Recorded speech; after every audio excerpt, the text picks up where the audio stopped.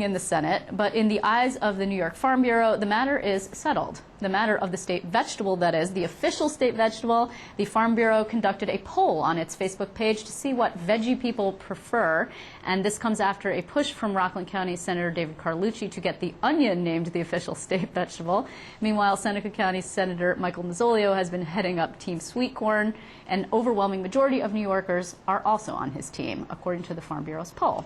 Joining me now to discuss this poll is Julie Suarez, the Farm Bureau's Director for Public Policy. Julie, thanks for your time. I feel like we're seeing, you're like a celebrity now. You're getting more airtime than like ever, maybe. Well, maybe not ever, but I have to say that people have been very, very passionate about their vegetables. And again, it's just been a great thing for the farm community to see all the support from both the farmers and non-farmers who hopped onto our Facebook site and really posted about their likes of various vegetables. In fact, one of our farmers, who is an organic farmer, operates a CSA actually close to the Albany region, said she grows about 30 different varieties of vegetables, believe it or not.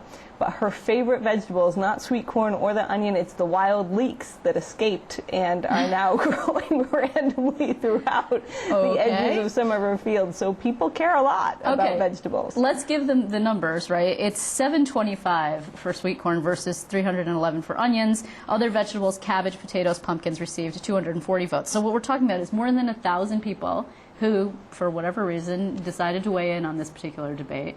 And again, you and I have talked about it. It's good that people are looking at farms, looking at vegetables. It's good because of the obesity epidemic. It's good because agriculture is huge in New York.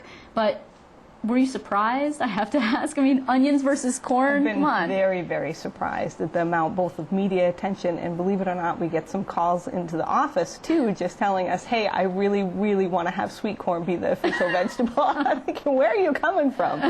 But it really is a fantastic thing for our farm families. You know, we talked before, you need to eat more vegetables, preferably New York-grown vegetables.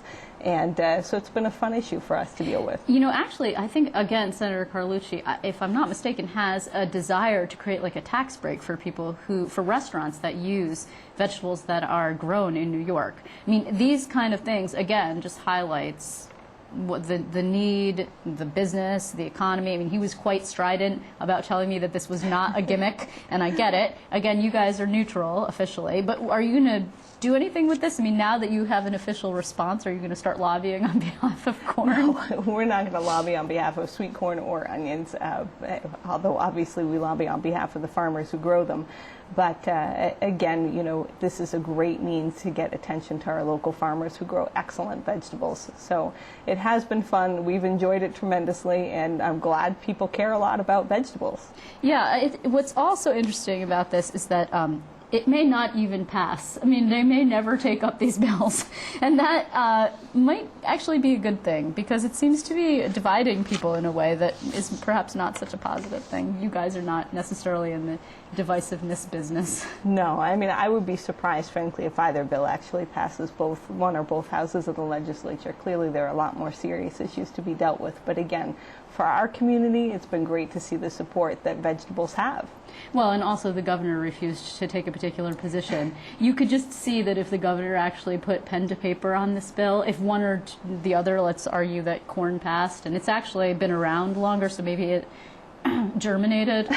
Sorry, I just couldn't help it. Longer. That was very corny. I'm sorry. See, you started it with your quote. I just want viewers to know. She said it was amazing. That was on the press release. You had that one. Like, I know. All stored up. I had to. But the governor refused to take sides, and I could imagine that there would be like a vegetable war, and that would be inappropriate, of course. Vegetables thrown in the red room. Right. Yeah. It might be a little bit difficult. Yeah, bad. Okay, but I asked you this once before, and you said that you did indeed have serious topics, and I just want to remind people that, in fact, the Farm Bureau does have serious issues on its plate. Yes. I'm going to cut this interview short now because I can see that it's just devolving. Anyway, it's been a really fun issue, and we enjoyed it immensely. It's been fun for us as well, Liz. Yeah, and I hope that you will come back, and if and when either of these bills passes, and we can get shirts made up or something. That's what we're planning. Sounds good. The official vegetable. Indeed. Thanks very much. Thank Julie. you.